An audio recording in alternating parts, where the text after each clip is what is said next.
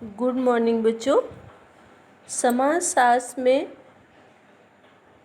पहले वीडियो में हम लोगों ने ये जाना कि समाजशास्त्र का जन्म कैसे हुआ और उसका विकास कैसे हुआ।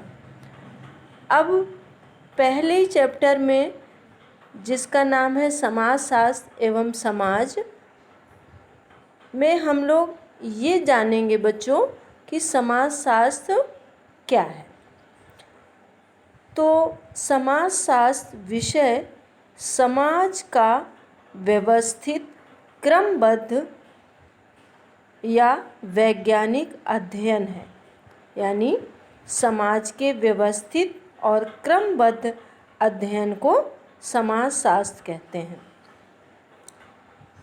समाजशास्त्र मानव समाज का एक अंतः संबंधित समग्र के रूप में अध्ययन करता है तथा समाज और व्यक्ति किस तरह से एक दूसरे से अंतः क्रिया करते हैं इस बात का अध्ययन करता है समाजशास्त्र।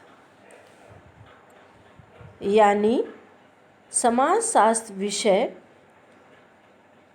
मानव समाज के व्यक्तियों में आपस में क्या इंटरेक्शन है, क्या अंतः संबंध है, उन अंतः संबंधों का समग्र रूप में अध्ययन करता है तथा व्यक्ति समाज पर क्या प्रभाव डालता है, समाज व्यक्ति पर क्या प्रभाव डालता है, इस बात का अध्ययन भी समाजशास्त्र में ही किया जाता है। बच्चों, जैसा कि आप स्वयं समाज के एक सदस्य हैं, आप ये देखते हैं कि आप समाज से प्रभावित होते हैं और समाज आप से प्रभावित होता है। इसको एक उदाहरण से आप अच्छे से समझ सकते हैं। जैसे यदि आपकी कोई आवश्यकता है तो आप किससे कहेंगे? अपने परिवार से कहेंगे, अपने माता पिता से कहेंगे। और मान लो आपने अपनी माँ से कहा, माता आप आपके पिताजी से कहेगी। पिताजी के पास यदि आपकी आवश्यकता पूरी करने के लिए आवश्यक धन है तब तो वो आपकी आवश्यकता पूरी कर देंगे। यदि उनके पास पर्याप्त धन नहीं है तो वो कहाँ जाकर कहेंगे? जहाँ पर वो कार्य करते हैं, अपने बॉस से या अपने मालिक से, जिस जगह पर वो कार्य करते हैं। तो बच्चों, आप देखेंगे कि आप यानी आप एक व्यक्ति हैं और आपके इस पूरी जो मैंने उदाहरण बताया, इस पूरी चैनल में एक दूसरे से व्यक्ति प्रभावित हो रहा है। यानी कि व्यक्ति समाज को प्रभावित करता है और समाज व्यक्ति को प्रभावित करता है। तो इस तरह से आपको समझ में आ गया होगा कि समाज की विषय वस्तु क्या है। समाज यानी समाज में या समाजशास्त्र में किस चीज़ का अध्ययन किया जाता है? समाज का। और समाज का कैसा अध्ययन किया जाता है? वैज्ञानिक अध्ययन किया जाता है। यानी समाज के व्यक्तियों का जो अंतः संबंध है उसका अध्ययन वैज्ञानिक ढंग से किया जाता है। कुछ परिभाषाएं हम जान लेते हैं। जैसे मैकाइवर पेज ने कहा है कि समाज सामाजिक संबंधों का एक जाल है। यानी समाज क्या है? सामाजिक संबंधों का एक जाल है। जाल आप सबने देखा होगा, नेटवर्क जिसको कहते हैं, नेट। उसमें क्या होता है? कई धागे एक दूसरे से अंतः संबंधित यानी जुड़े हुए होते हैं और एक नेट का रूप देते हैं। उसी तरह से हमारे समाज में हर व्यक्ति एक दूसरे से जुड़ा हुआ है और वो एक समाज का निर्माण कर रहा है। जैसे आपके आसपास जो कुछ भी बच्चों दिखाई देता है वो सब कुछ समाज है। जैसे आप अपने परिवार से जुड़े हुए हैं, अपने परिवार के साथ इंटरेक्शन करते हैं, यानी आपके आवश्यकताएं आपका परिवार पूरा करता है।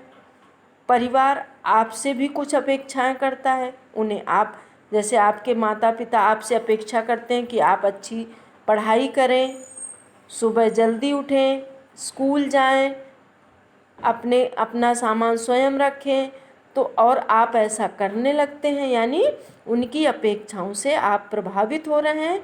तो ये सारा है समाज। आप अपने घर से बाहर खड़े होकर देखिए, जितनी भी गति, जैसे आप एक दुकान में गए और दुकानदार से आपने कोई सामान मांगा, मान लीजिए आपने बिस्किट मांगा, तो और दुकानदार ने आपकी बात सुनकर आपको बिस्किट का पैकेट दिया और आपसे उसके दाम बताया, तो आपने अपने पर्स में से या अपने जेब में से उसका दाम उसको पेमेंट किया। तो यहाँ पर भी एक समाज का निर्माण हो रहा है, क्योंकि यहाँ पर सामाजिक संबंधों का निर्माण हो रहा है, यानी आप और दुकानदार के बीच इंटरेक्शन हो रहा है, यानी आप दोनों एक दूसरे से प्रभावित हो रहे हैं। तो शायद बच्चों समाज का अर्थ आप लोगों को समझ में आ गया होगा। इसी के बाद एक राइट नाम के समाजशास्त्री हैं, उन्होंने समाज को परिभाषित करते हुए कहा है कि समाज व्यक्तियों का समूह नहीं, बल्कि इन समूहों के बीच अंतः संबंधों की व्यवस्था है। यानी जैसा कि बच्चों सामान्य अर्थ में हर व्यक्ति ये जानता है कि समाज का अर्थ होता है दो या दो से अधिक व्यक्ति जहाँ इकट्ठे हो जाएं, उसी को समाज कहते हैं। आप लोग अभी तक समाज का अर्थ यही जानते रहे होंगे, लेकिन समाज का अर्थ इसके एकदम उल्टा है बच्चों। व्यक्तियों का समूह समाज नहीं होता है जब तक उन व्यक्तियों में अंतः संबंध नहीं स्थापित होता, तब तक समाज का निर्माण नहीं होता है।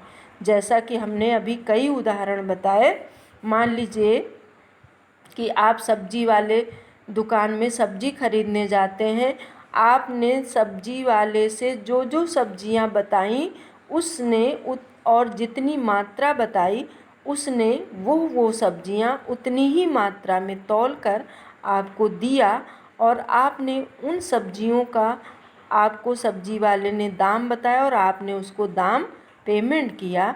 तो यहाँ पर भी अंतः संबंध स्थापित होने के कारण समाज का निर्माण हो रहा है। तो समाज जो होता है व्यक्तियों का समूह नहीं है बेटा, समाज व्यक्तियों के बीच में होने वाले अंतः संबंध को समाज कहते हैं, और यही समाज का अध्ययन समाजशास्त्र में किया जाता है। तो सामाजिक संबंधों को बनाने के लिए दो चीज़ें अनिवार्य होती हैं, बिना इन दो चीज़ों के सामाजिक संबंध नहीं स्थापित हो सकते हैं। पहला है पारस्परिक जागरूकता और दूसरा है अंतःक्रिया। पारस्परिक जागरूकता का अर्थ है अपेक्षाएं या एक्सपेक्टेशन।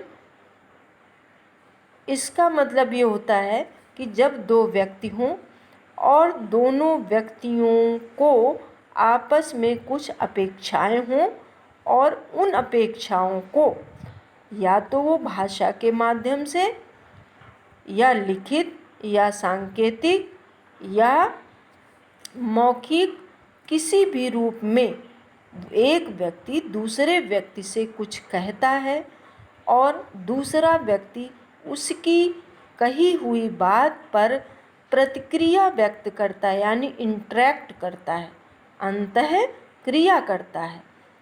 जब ये दोनों गतिविधियां पूर्ण होती हैं तभी कोई सामाजिक संबंध बनता है। मान लीजिए हम क्लास में आए और आप लोग खड़े हो जाएं तो हम इशारे, हाथ के इशारे से कहें कि आप लोग बैठ जाएं। हम शब्दों का प्रयोग किए बिना हाथ से इशारा करें बैठने का और आप लोग बैठ जाएं, तो यहाँ पर क्या हुआ?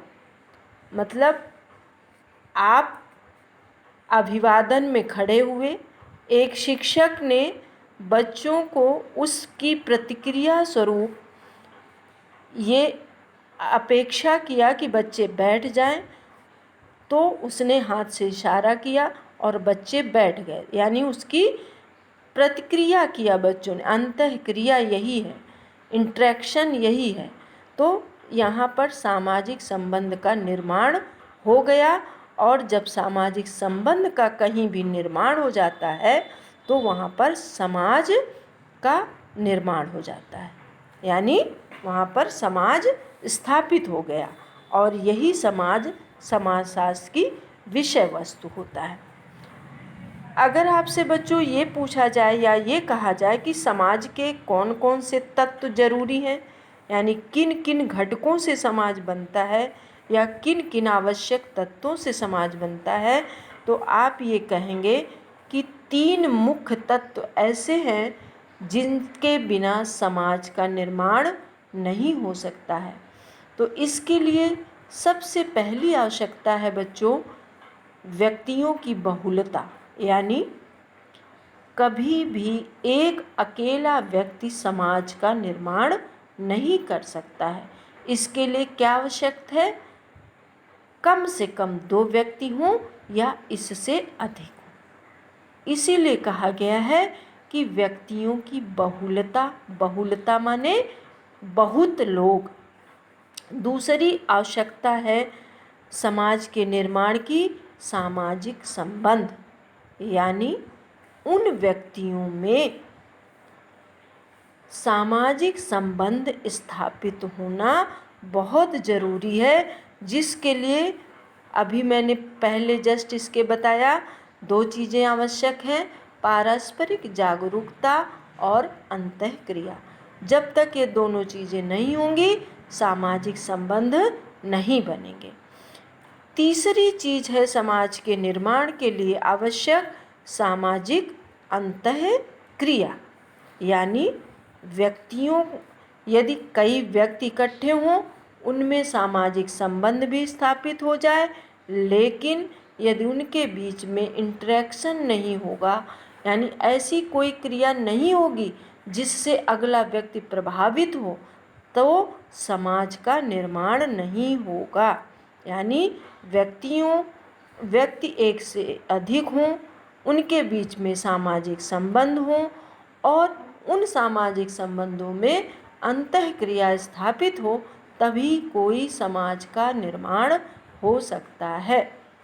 एक उदाहरण से बच्चों आप समझ सकते हो कि समाज क्या है और क्या नहीं। मान लीजिए कि सड़क पर कई व्यक्ति एक साथ जा रहे हैं और अचानक से वर्षा होने लगती है। सभी व्यक्तियों ने अपने अपने छाते खोलकर अपने सिर पर ढक लिया। तो प्रश्न ये उठता है कि क्या यहाँ पर सामाजिक संबंध या समाज का निर्माण हो रहा है?